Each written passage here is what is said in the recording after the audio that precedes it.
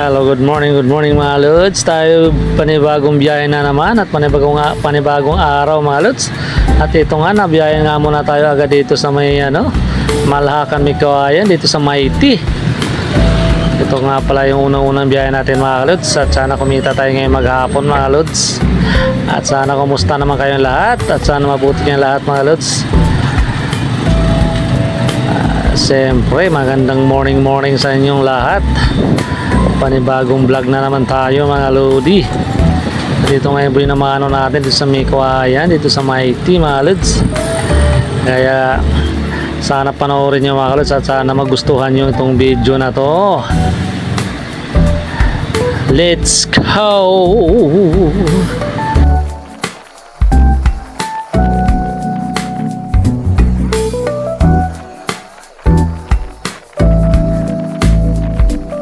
At yun na nga mga kalods, tayo pabalik na naman. Dito nga pala tayo dumaan sa may Malhakan mga lods. At yun na nga, mayroong di pa rin tapos pala ginagawang kalsada rito. Patagos to sa may Balikatan mga lods. One way pa rin nata to, di pa rin nata tapos ginawa. At dito nga shortcut nga pala to, tagos sa Meralco mga lods. At pabalik na nga tayo ulit ng pilahan dyan mga lods. At tayo pipila na naman ulit. At yun na nga, dumating na tayo kaagad dito sa may pilahan, di mga lods, transform na naman yung mga loads tayo. Kailangan talaga mag-transform para mapabilis. At yun na nga, matik na kaagad nandito na tayo sa pilahan. At dito nakapila na naman tayo ulit panibago mga lods. At medyo marami-rami nga pala yung pila natin ngayon at medyo mahaba-haba. At dito na si Parts Makon. Yan.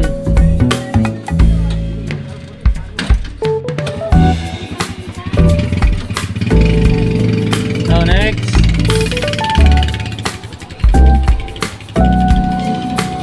$16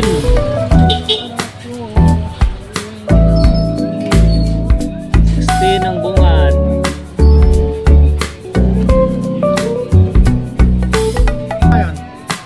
Paggaling ka na pagtambay. Di ba una nagsimula yun doon sa pagbaba ng tulay? May Balikatan. Sa Balikatan mismo na kanto, nakasarado. Eh, pag-shortcut ka sa simbahan, di ba? Tagos na may na. Hanggang doon sa may Flying Bee. Dito. Ginagawa yung kabila, papuntang Balikatan. Sa may ilog. Tinasan yung doon ng kanal. Kasunod yun. Kasunod yung tulay. Habulin ng kalsada yun. Ganun taas nun. Tatambakan pa yun eh. Yung tulay, di ba? Yung Manon Memorial. Oo. Eh, natapos na yun. Pantay nga yun doon. At yun na nga mga kalods, na biyahe na naman yung isang kasamahan natin. 22. Yung number 16 mga kalods, na biyahe na naman. Para kasing tayo medyo malalayo pa tayo sa pila mga kalods. Tamang video na nga lang muna tayo rito. may CNA pa yan. Alam nyo mga lods, pagkatapos natin bumiyahe, pagkapila natin ulit dito sa pilahan, ay tamang So, ka nagtatrabaho? kami ulit dito. Gano'n na talagang buhay tricycle driver mga lods. Pagkabiyahe, pag natin na ng maayos yung pasero, pabalik na naman ulit ng pilahan. Tapos kunting kwento-kwentuhan na naman yung mga kapwa driver mga lods. Sa tamang tambay-tambay lang at muni-muni. Let's go mga lods. Sana panoorin nyo at sana magustuhan nyo mga lods. At maraming salamat nga pala sa inyong lahat sa walang sawang pagsuporta sa mga video natin mga lods. At sa mga darating pa natin mga video. At sana lagi kayong nandyan mga lods. Maraming salamat nga pala sa inyo. At mabuhay kayo at hanggat gusto nyo mga lods. Ito na nga si Parts. Medyo na biyahe na naman. Yun na nga. At kamong kwentuhan pa na kami dito yung naghihintay tayo ng pasahero. At yun na nga, kung na nga nabungad mga kalods, ay tayo paalis na naman mga kalods. Biyahe na naman tayo. Let's go!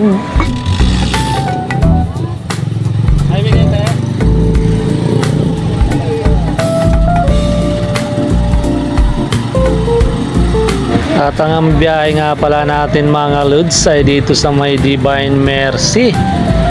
Dito sa may Divine Mercy nga pala yung biyahe natin dito mga kalods. Ang sakay natin, dalawang dalaga nga pala mga kalods.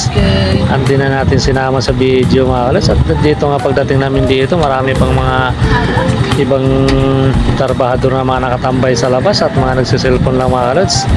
At yun na nga, bumaba na ngayong pasahero natin na nagbayad na at tayo bumalik na naman ulit mga kalods. Pupunta na naman tayo ulit sa pilahan mga kalods.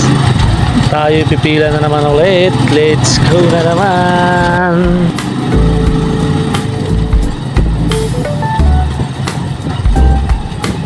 Tayo yung pasahero. May Divine.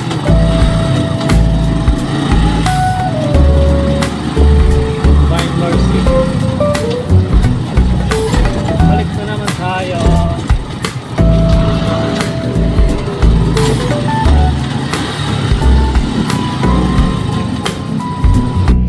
Yun na nga, nakarating na naman tayo ulit dito sa pilahan mga lods. Tayo maglilista na naman ulit panibago mga lods.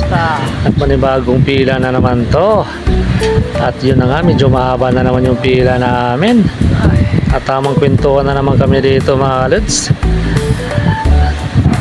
Pag nandito nga pala kami sa pilahan, tamang kwento-kwento lang. Munting harut-harutan kung anong pwedeng gawin mga lods.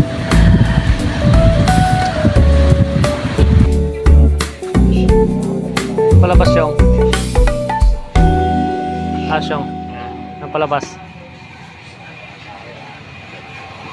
Yung ano mga pala, nasaan na? Wala na?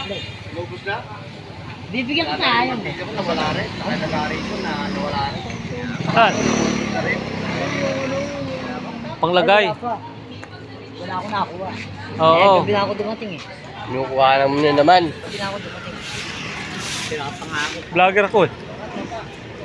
Pag-uwi ko lang bukas. Ayun. Dito po sa bungad.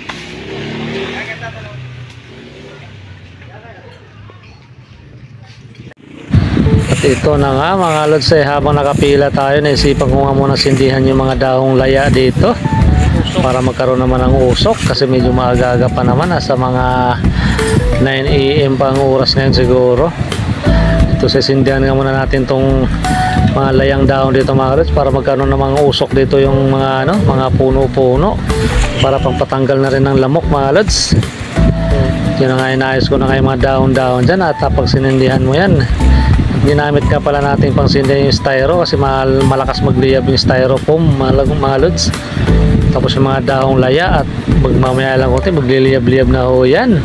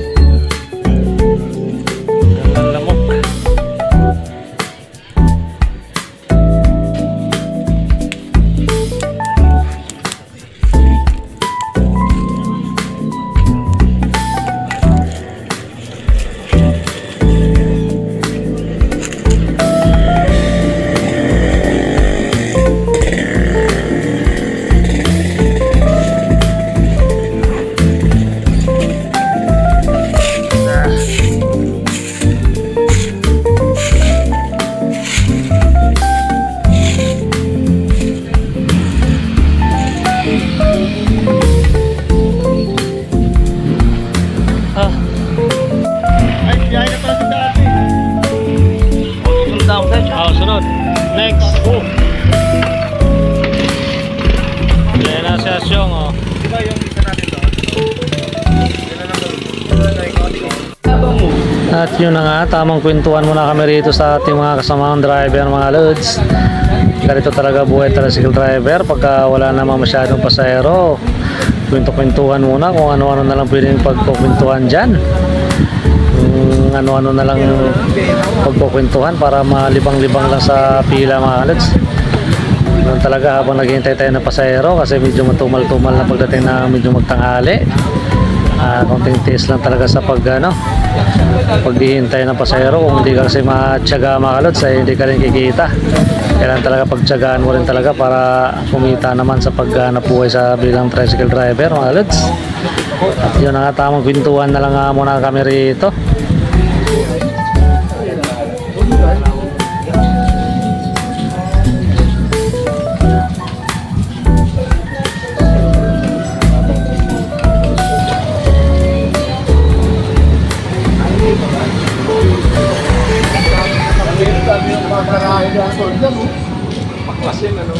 Ayun kay Lola, bakasin mo na. May katala ro. Ito sa gabi rito. Namili ito. Paano? Ay, napalagay na natin, pare. Natayaro siya lahat. Yun na nga mga kalods, tayo na biyahe na naman. Biyahe na naman tayo dito mga kalods. At ang biyahe nga pala natin dito lang din pala sa may malapit-lapit lang dito. Dito nga pala kay papunta dito sa may kay Dr. Hernandez nga pala mga kalods. Dito kakaliwa na nga pala tayo rito. Shortcut lang to ng konti. Dito na lang tayo sa looban dadaan mga kalods para hindi na masyado abala doon sa kabila. Ay sakay nga rin pala tayong pasahero dyan, isa lang mga kalods. At nagpatid nga pala siya dito sa may dito kay Dr. Hernandez. So na mga kalods, dumating na nga tayo dito at bumababa na ngayon si ate. At yun na nga, magbabayad na nga siya mga kalods.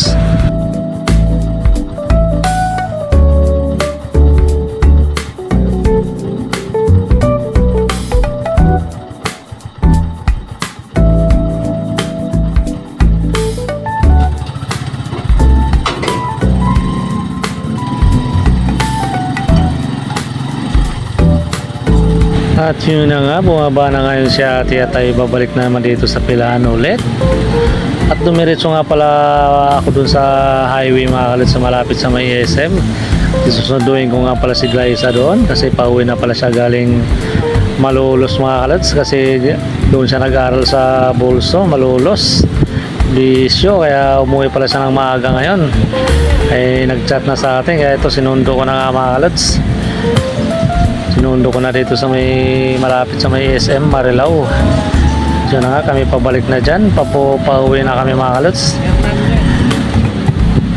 Kasi mahirap na rin kasi kung mamasahe pa siya, sayang din naman yung pamasahe niya. Total na biyahe naman tayo. Kaya dumiretso na tayo rito mga kalods. Para hindi na rin siya mamamasahe, sayang din. Dito na habang nga rin walang pila dito sa may pila ng Lipstoda. Yan ang mga kalods, dito sa pagdating ng Lias na may nadaanan kami bukuhan dito at huminto nga muna ako at bibili nga pala muna ng buko kasi medyo mainit-init naman yung panahon at napakasarap na mga minom ng malamig, sabaw ng buko mga kalods. Yun na nga, binigyan ko na si Glyza din kasi nauhaw na rin daw siya. Yan, iinom na nga tayo mga kalods ng buko, napakasarap naman talaga nito mga kalods at importante talaga sa katawan to, buko.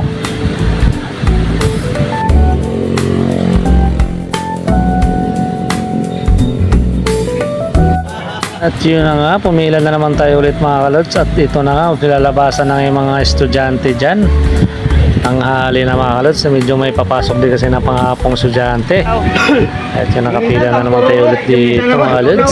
6. Hintay-hintay na naman tayo ng pasahero. Tamang kwentuhan na naman kami rito mga kalods.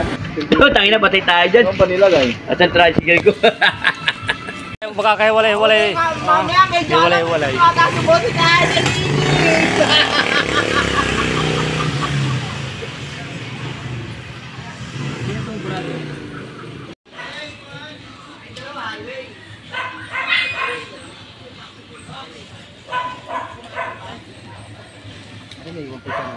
Highway ka Merong Merong 799? Diba? So, yun, apat to.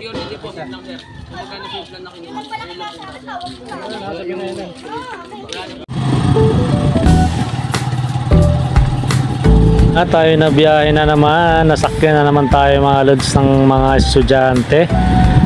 May sakay nga rin pala tayong apat dyan. Dalawa nga rin pala yung nakaupo dito sa likod, mga estudyante ng high school mga lods. So yun na nga, tamang muni-muni nga lang muna yung mga pasahero natin dyan mga lods, at umalon-alon pa dahil talagang malubak naman talaga yung mga kalsada rito.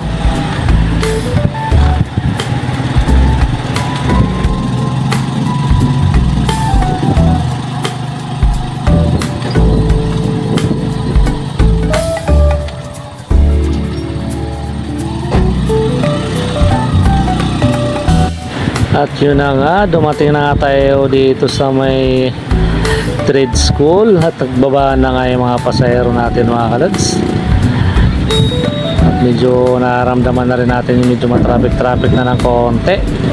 Kasi meron nang palabas na mga estudyante saka mga papasok mga kalads, panghapon saka pang umaga.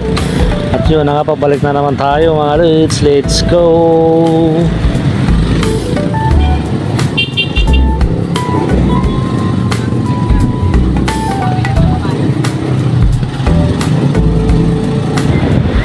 Balik pilahan na naman tayo mga lods.